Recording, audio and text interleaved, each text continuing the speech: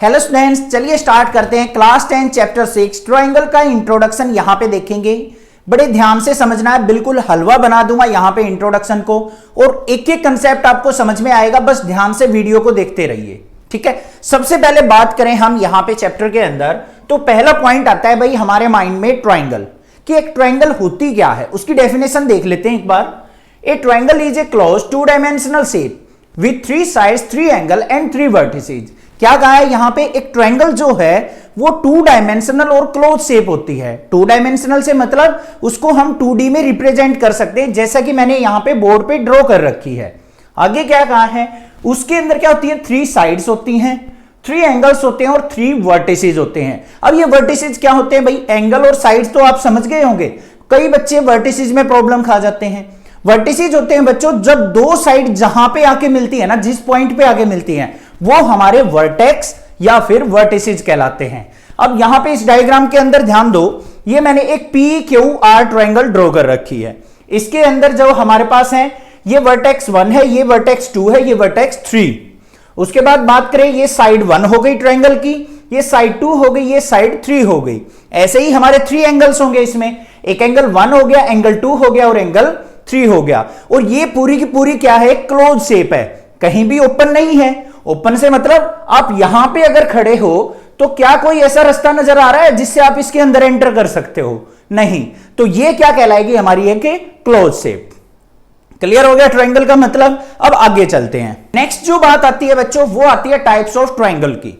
Triangle की types भी हम 2 तरीके से डिफाइन कर लेंगे, एक तो एंगल बेसिस पे, एक साइड बेसिस पे। बस 6 टाइप की ट्रायंगल है जो कि हमारे सिलेबस में है, उनको और समझ लेते हैं एक बार। तो देख लो भाई, सबसे पहली जो ट्रायंगल आती है वो आती है बच्चों हमारे माइंड में एक्यूट ट्रायंगल। क्या होती है, डेफिनेशन देखेंगे। All 3 angles of an acute triangle measures less than 90 degree. क्या कहा है, सिंपल सी बात है, ऐसी ट्रायंगल जिसके तीनों के तीनों एंगल 90 डिग्री से कम होते हैं, उस ट्रायंगल को हम एक्यूट एंगल ट्रायंगल कह देते हैं। अब यहां पे देखो, एक एंगल 72 डिग्री है, एक 54 है, दूसरा भी 54 है, तीनों के तीनों एंगल लेस देन 90 डिग्री है, तो ये एक एक्यूट एंगल ट्रायंगल बन गई। अब ऑब्ट्यूज ट्रायंगल के अंदर बात करते हैं, 1 angle of an obtuse triangle measures more than 90 degree. अब यहां पे ऐसा मत बोलना कि सारे के सारे एंगल 90 से ग्रेटर होने चाहिए, वो तो इंपॉसिबल है, क्योंकि ट्रायंगल के तीनों एंगल का सम क्या होता है बच्चों, 180 डिग्री। अब तीनों 190 से अब हो जाएंगे तो वो तो सम 180 से भी ऊपर चला जाएगा। तो यहां पे क्या होगा कि हमारा एक एंगल जो होगा वो 90 से बड़ा होगा और बाकी 2 एंगल होंगे वो 90 से छोटे होंगे, तो उस ट्रायंगल को हम ऑब्ट्यूज एंगल ट्रायंगल कह देंगे। अब यहां पे देख लो ध्यान से, एक एंगल 120 डिग्री है, ग्रेटर देन 90 डिग्री, दूसरा 25, तीसरा 35 डिग्री। आगे चलते हैं। लास्ट आ जाती है हमारी एंगल बेसिस पे राइट ट्रायंगल या फिर राइट एंगल ट्रायंगल, जो कि हम ट्राइगोनोमेट्री के अंदर पढ़ते हैं। राइट एंगल ट्रायंगल के अंदर क्या होगा बच्चों, एक एंगल जो होगा एग्जैक्टली 90 डिग्री होगा, अदर 2 एंगल से हमें कोई मतलब नहीं है, वो हमारे दोनों सेम भी हो सकते हैं, दोनों अलग अलग भी हो सकते हैं। अब यहां पे देख लो, ये एंगल 90 डिग्री, ये 45, ये 45, ऐसा भी हो सकता है, ये 90, ये 60 हो, ये 30 हो, या फिर ये 50 डिग्री, ये 40 डिग्री हो। बट एक एंगल हमें एग्जैक्टली देखना है कि 90 होना कंपलसरी है। तो ये तो थी 3 एंगल्स जिनको हम एंगल बेसिस पे डिवाइड करते हैं। अब बात आ जाती है साइड बेसिस पे हम कैसे ट्रायंगल्स को डिवाइड करेंगे। चलिए देखते हैं। ये आ गई भाई हमारी पहली ट्रायंगल आ गई आइसोसेलेस ट्रायंगल। क्या है definition, 2 sides of N isosceles triangle have the same length. ऐसी ट्रायंगल जिसके अंदर 2 साइड्स इक्वल लेंथ की होती हैं। अब यहां पे देख लो, ये हमारे पास ट्रायंगल है, ये मान लो क्या है 2 सेंटीमीटर, ये भी 2 है, ये हमारी क्या होगी 2 से अलग होगी, 1 हो सकती है, 3 हो सकती है, 4 होगी, बट एग्जैक्टली 2 नहीं होगी, तो ये मान ली क्या है 3। तो ऐसी ट्रायंगल जिसकी 2 साइड इक्वल हो, उनको हम आइसोसेलेस ट्रायंगल कहेंगे। अब ऐसा भी कंपलसरी नहीं है, कहीं ये रट लो कि सर ने बोला था ऊपर ऊपर वाली 2 साइड इक्वल होनी चाहिए, तीसरी से हमें कोई मतलब नहीं। भाई ये वाली और ये साइड भी इक्वल हो सकती है, ये और ये भी हो सकती है, और ये दोनों भी हो सकती हैं। क्लियर बात, ये हो गई आइसोसेलेस ट्रायंगल। आगे आ जाओ, इक्विलैटरल ट्रायंगल पे चलते हैं। ग्रीन वाली ट्रायंगल क्या कहती है, all 3 sides of an equilateral triangle have the same length. ऐसे ट्रायंगल जिसकी तीनों की तीनों भुजाएं, तीनों की तीनों साइड क्या हो, इक्वल लेंथ की हो, उसको क्या कहेंगे, इक्विलेटरल ट्रायंगल कहेंगे। अब ये मान लो क्या है हमारी 3 सेंटीमीटर, ये भी 3 होगी और ये भी 3 होगी, तभी ये हमारी कौन सी ट्रायंगल कहलाएगी? Equilateral triangle. इसके अंदर एक और कंडीशन होती है, इसके तीनों के तीनों एंगल जो होंगे ना बच्चों वो 60 डिग्री होंगे, ये चीज भी आप नोट डाउन कर लेना। तीनों एंगल क्या होंगे? 60 डिग्री, उसको हम इक्विलेटरल ट्रायंगल कहेंगे। अब लास्ट आ गई, ये क्या है? Scalene triangle. स्केलेन ट्रायंगल कौन सी होती है? No sides of a scalene triangle are the same length. ऐसी त्रिभुज या ऐसी ट्रायंगल जिसके अंदर एक भी साइड जो है आपस में इक्वल नहीं होती, उस ट्रायंगल को हम स्केलेन ट्रायंगल कहते हैं। आ गई ना समझ में? ये तीनों साइड बेसिस पे, तीनों एंगल बेसिस पे, कोई प्रॉब्लम नहीं है। यहां पे एग्जांपल लिख देता हूं, ये मान लो क्या है 2, ये 1 और ये 3, तो ये क्या कहलाएगी? हमारी स्केलेन ट्रायंगल। अब भाई नेक्स्ट जो पॉइंट आता है वो है मोस्ट इंपॉर्टेंट पॉइंट, ध्यान से समझना, इसी बेसिस पे हमारी पूरी की पूरी एक्सरसाइज है। क्या है भाई टॉपिक? कॉन्ग्रुएंट पॉलीगन या फिर शेप। हमारा ट्रायंगल का चैप्टर है तो हम यहां पे कॉन्ग्रुएंट ट्रायंगल भी मान सकते हैं। क्या है डेफिनेशन समझो एक बार बच्चों।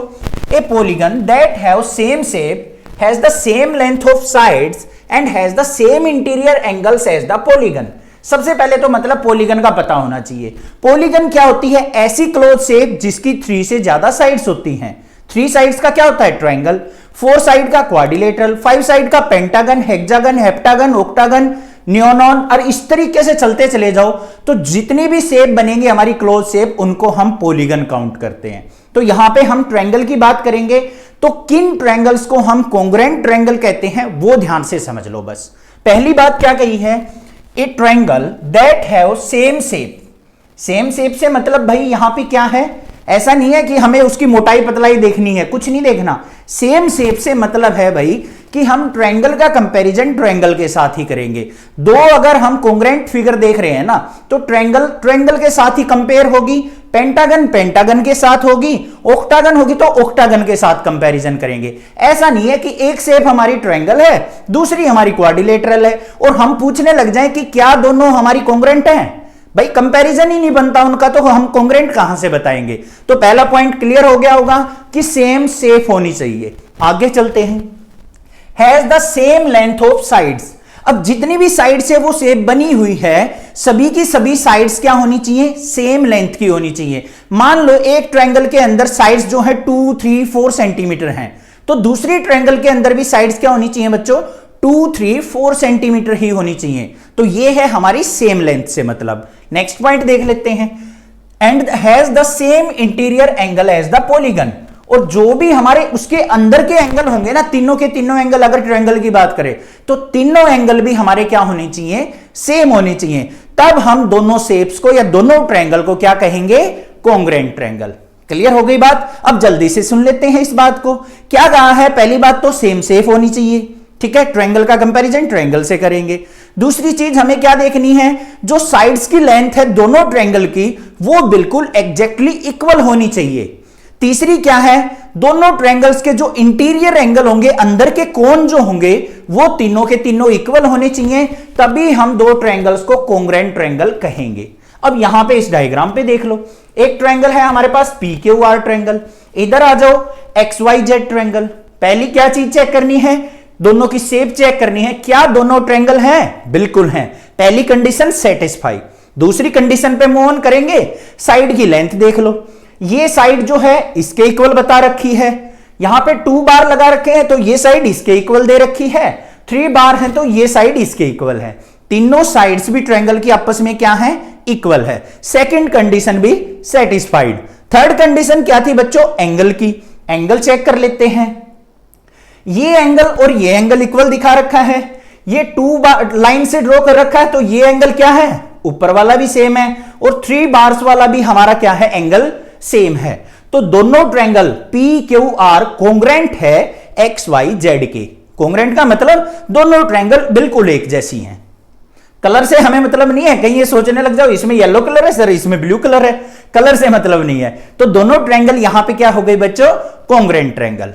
क्लियर हो गया होगा? बहुत सारा टाइम लगा दिया हमने कॉन्ग्रुएंसी पे, तो कोई भी डाउट नहीं रहना चाहिए। नेक्स्ट चलते हैं। नेक्स्ट बात आती है हमारी सिमिलैरिटी की। कॉन्ग्रुएंट और सिमिलैरिटी यही दो टर्म है जो आपको समझनी है। कॉन्ग्रुएंसी समझ में आ गई, सिमिलैरिटी और समझ लेते हैं। देख लो क्या है। सिमिलैरिटी ऑफ पॉलीगन या फिर सिमिलैरिटी ऑफ ट्रायंगल, क्योंकि चैप्टर ट्रायंगल है, बट मैंने पॉलीगन लिख रखा है कि किसी भी शेप को अगर चेक करना हो तो इन्हीं कंडीशन से चेक किया जाता है। तो सिमिलैरिटी ऑफ पॉलीगन क्या होगी, डेफिनेशन देखेंगे। Similar polygon are two polygons with the same shape but not the same size. ध्यान से सुन लो, एक ही चीज का डिफरेंस है कॉन्ग्रुएंसी और सिमिलैरिटी में। पहली कंडीशन यहां पे भी हम क्या चेक करेंगे भाई, कि सेम शेप होनी जरूरी है, कि हम ट्रायंगल का कंपैरिजन ट्रायंगल से, क्वाड्रिलेटरल का क्वाड्रिलेटरल से, ट्रेपीजियम का ट्रेपीजियम से ही कंपैरिजन करेंगे। तो पहली कंडीशन सेम शेप होनी चाहिए। दूसरी क्या कही है, but not the same size, size same नहीं होना चाहिए भाई, ये चीज ध्यान देना। उसमें क्या था, साइज सेम था। साइज सेम से मतलब क्या है, साइड्स की लेंथ जो थी वो इक्वल थी। यहां पे इक्वल आपको देखने को नहीं मिलेगी। अगर इक्वल होगी तो कॉन्ग्रुएंट, इक्वल नहीं है तो वो सिमिलर। बस आगे देख लेते हैं। Similar polygons have corresponding angle are equal and corresponding sides that are proportional. अब एंगल की बात करें तीसरी कंडीशन की, तो यहां पे भी एंगल जो होंगे वो कोरस्पॉन्डिंग एंगल बिल्कुल इक्वल होने कंपलसरी हैं। ऐसा नहीं है कि एंगल भी अलग अलग हो। पहली कंडीशन क्या थी, उसके अंदर सेम शेप होनी चाहिए। दूसरी कंडीशन क्या थी भाई, सेम लेंथ होनी चाहिए साइड्स की। तीसरी क्या थी, एंगल इक्वल होने चाहिए। यहां पे बस एक कंडीशन जो है अलग कर रही है, डिफर कर रही है, वो है साइड की लेंथ। इसमें अलग अलग होगी, प्रोपोर्शनल में होगी, उसमें इक्वल थी। सिमिलैरिटी और कॉन्ग्रुएंसी बिल्कुल क्लियर हो गया होगा मेरे ख्याल से, तो कोई दिक्कत नहीं है। अब यहां पे एक डायग्राम से समझ लेते हैं। यहां पे मैंने एक पॉलीगन लिया है भाई, क्या है ये, ट्रेपीजियम। क्या है नाम, ए बी सी डी। यहां पे एक ट्रेपीजियम है ई एफ जी एच, ये छोटा ट्रेपीजियम है, ये बड़ा ट्रेपीजियम है। अब यहां पे देखो, जो एंगल ए होगा बच्चों, वो एग्जैक्टली एंगल ई के इक्वल है। देखो ये दे रखा, बी एफ के इक्वल, सी जी के इक्वल, डी एच के इक्वल, मतलब चारों एंगल बिल्कुल इक्वल हैं। दूसरी बात, दोनों की सेम शेप है, बट साइड जो है वो इक्वल नहीं है। यहां पे रेशो इक्वल है उनकी। रेशो मतलब प्रपोर्शन, ठीक है। क्या मतलब है, ध्यान से समझो। जो जैसे एडी की लेंथ अगर 2 है ना, तो ये ई एच क्या होगी, 4 होगी, मतलब इससे डबल है। तो ऐसे ही मान लो ए बी यहां पे 3 है, तो ये क्या होगी, 6 होगी।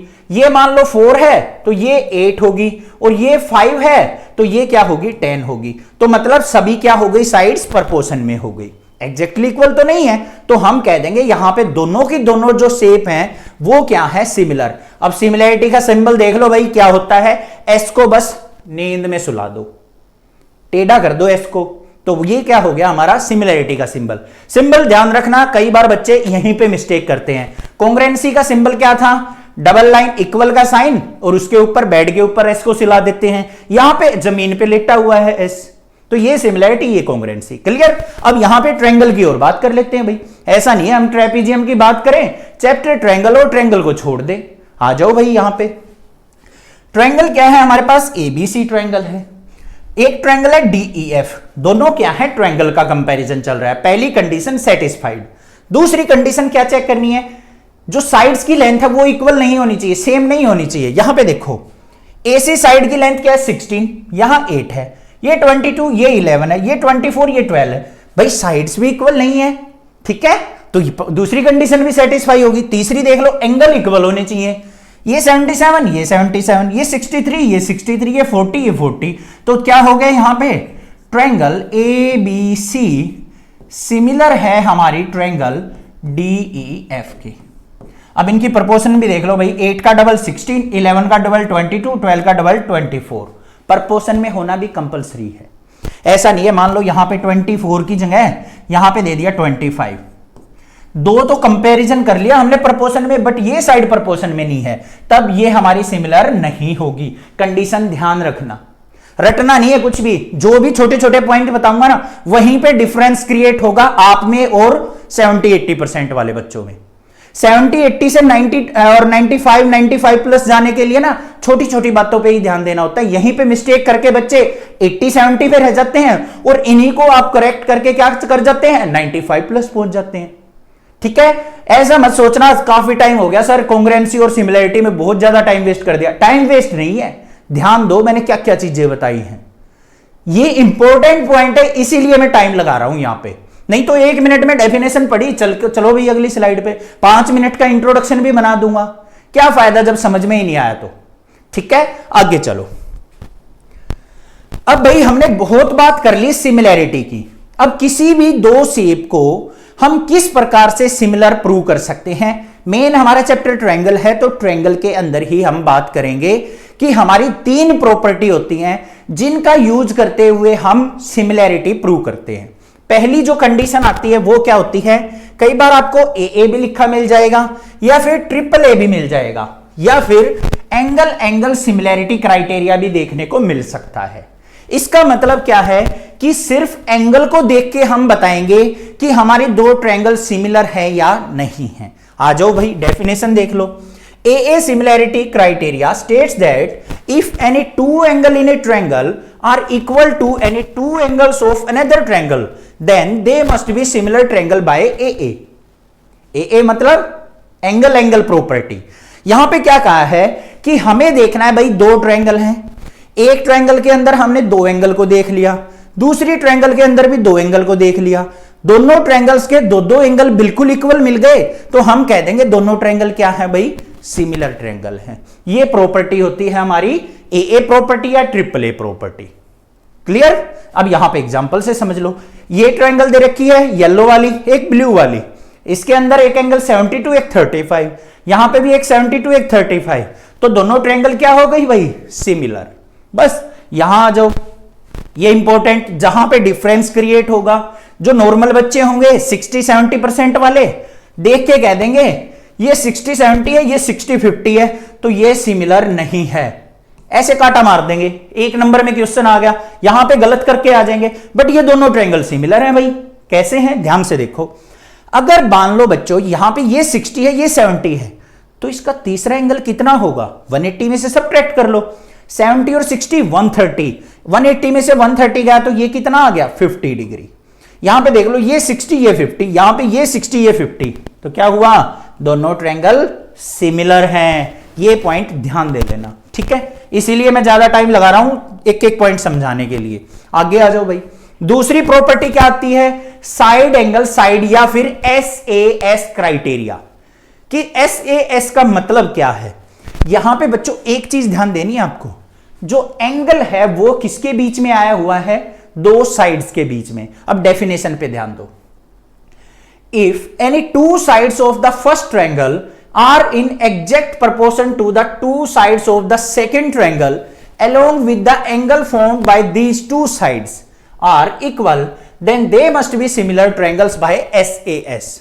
ध्यान से सुनो, उसने क्या कहा है, अगर मान लो एक ट्रायंगल आपके पास ये है, एक ट्रायंगल ये है, दो साइड्स इसकी देख ली, दो साइड्स इसकी देख ली, या तो दोनों साइड बिल्कुल एग्जैक्ट होंगी या फिर क्या होंगी, प्रपोर्शन में होंगी। अब ये प्रपोर्शन का मीनिंग क्या है ना, वो अभी समझाऊंगा, टाइम वेस्ट नहीं होगा, 2 मिनट लूंगा, प्रपोर्शन का एग्जैक्ट मीनिंग आपके माइंड में सेट हो जाएगा। समझ में आ गई बात। दो साइड्स इसकी चेक कर ली, दो साइड इसकी चेक कर ली, या तो एग्जैक्टली सेम लेंथ हो या फिर दोनों प्रपोर्शन में हो, और उनके बीच का एंगल इक्वल होना कंपलसरी है। अगर बीच का एंगल इक्वल नहीं होगा ना, तब भी वो सिमिलर नहीं होंगी। कैसे, चलिए देखते हैं। यहां पे आ जाओ, ट्रायंगल है ABC, इसमें साइड क्या है 12, इसमें क्या है 24। यहां पे आ जाओ, हमारे पास कौन सी है, DEF ट्रायंगल, इसमें साइड क्या है 8, इसमें क्या है बच्चों 16। अब आप कुछ क्या करेंगे नॉर्मल बच्चे, यहां पे सर 12 24 है, ये 8 16 है, साइड इक्वल नहीं है, तो सिमिलर तो कहां से होंगी, काटा मार के चले आएंगे कि ये सिमिलर नहीं है, बट ये सिमिलर है। कैसे, देख लो ध्यान से। पहली बात जो मैंने कही थी, दोनों की साइड देख लो, ये 12 है, ये 24 है, तो ये किसकी मल्टीपल है भाई, ये 12 से अगर मैं इसको कट करूं तो 12 1 जा 12, 12 2 जा 24, 1 और 2 आ गई। यहां पे आ जाओ, 8 1 जा 8, 8 2 जा 16, रेशो क्या आ गई, यहां भी 1 और 2, तो ये एग्जैक्ट प्रोपोर्शन में है। पहली कंडीशन हो गई फुलफिल। दूसरी कंडीशन, इनके बीच का एंगल इक्वल होना चाहिए। ये वाली साइड और इस वाली साइड के बीच का एंगल क्या है 50 डिग्री। यहां पे आ जाओ, इस वाली साइड और इसके बीच का एंगल क्या है 50 डिग्री, तो दोनों क्या हो गई, सिमिलर ट्रायंगल। आ गया ना समझ में बात। अब देख लो, यहां पे 50 दे रखा है, मान लो आपको ये 50 यहां ना देके यहां 50 दे रखा होता तो गलत हो जाएगा, तब ये सिमिलर नहीं रहेंगी, क्योंकि एंगल जो है इन दोनों के बीच का नहीं दे रखा। क्लियर बात, समझ में आ गई। अब प्रपोर्शन का मतलब समझ लो क्या होता है। प्रोपोर्शन का मतलब है, मान लो भाई इसके अंदर साइड्स दे रखी थी 12 और 24, इसमें दे रखी है 8 और 16 ऐसे। अब ये देखो 12 का डबल है, 12 2 जा 24, ऐसे ही 8 2 जा 16, तो डबल डबल हो रही है साइड्स, तो ये क्या कहलाएंगे, हमारी एग्जैक्टली प्रोपोर्शन में कहलाएंगे। बस ऐसे चेक करना होता है, ठीक है। आगे चलते हैं। लास्ट जो क्राइटेरिया आ गया हमारा वो है ट्रिपल एस का। ट्रिपल एस से क्या बनता है, साइड साइड साइड। बस सिंपल सी बात है भाई, एक ट्रायंगल और दूसरी ट्रायंगल दोनों के अंदर क्या होनी चाहिए, तीनों की तीनों साइड्स क्या होनी चाहिए, इक्वल प्रोपोर्शन में होनी चाहिए, एग्जैक्टली इक्वल नहीं होंगी। अगर एग्जैक्टली इक्वल होगी तो क्या हो जाएगा, जल्दी सोचो, क्या हो जाएगा, कोंग्रुएंट। अगर एग्जैक्टली साइड्स इक्वल हो गई तो हमारी ट्रायंगल क्या बन जाएगी, कोंग्रुएंट ट्रायंगल। बट सिमिलरिटी चेक करने के लिए क्या होनी चाहिए, साइड से प्रोपोर्शन में होनी चाहिए। जैसे देखो यहां पे हमारे पास क्या है, 14 21 28, इस वाली ट्रायंगल में क्या है, 10 15 20। अब इनको अगर मैं कट करूं, ये 7 की टेबल में आ रहे हैं, तो 7 2 जा 14, 7 3 जा 21 और 7 4 जा 28, यहां पे कट कर लो, 5 2 जा 10, 5 3 जा 15, 5 4 जा 20, 2 3 4 2 3 4, एग्जैक्ट प्रोपोर्शन में हो गई, तो दोनों ट्रायंगल क्या हो गई, सिमिलर। ठीक है बच्चों, आ गया समझ में। अब आगे चलते हैं। अब आ गई भाई मोस्ट इंपॉर्टेंट, सबकी चहेती BPT theorem, basic proportionality theorem. क्या होती है समझेंगे ध्यान से, पहले डेफिनेशन समझेंगे क्या है। If a line is parallel to a side of a triangle which intersect the other sides into two distinct point, then the line divides those sides in proportion।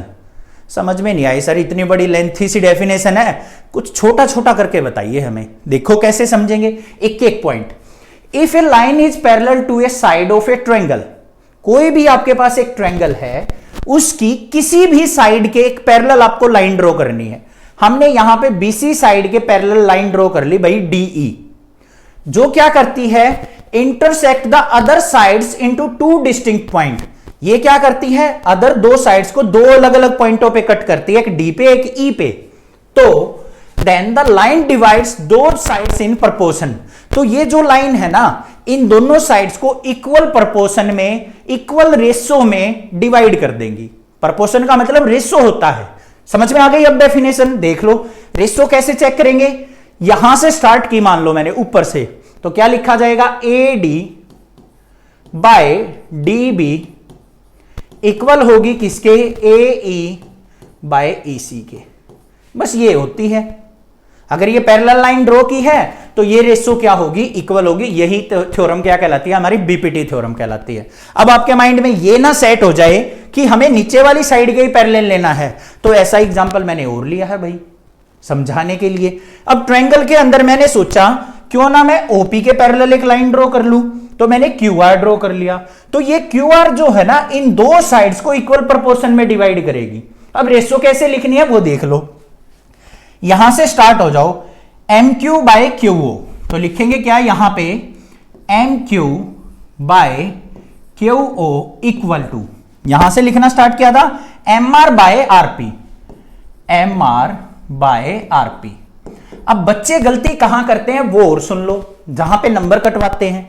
कुछ बच्चे क्या करेंगे भाई, ऐसे रेशो लिखेंगे, M Q by Q O, इधर से ratio इसके लिख देंगे P R by R M, उल्टा सुल्टा कर देंगे तो गलत हो जाएगा। आपकी थ्योरम प्रूव करने में भी मिस्टेक होगी।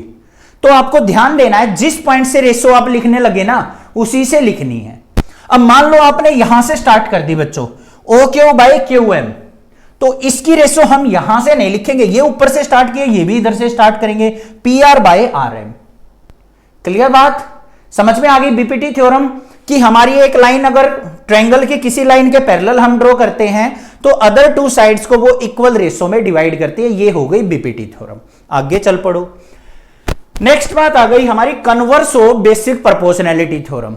कन्वर्स का मतलब क्या होता है, उल्टा, बीपीटी का उल्टा।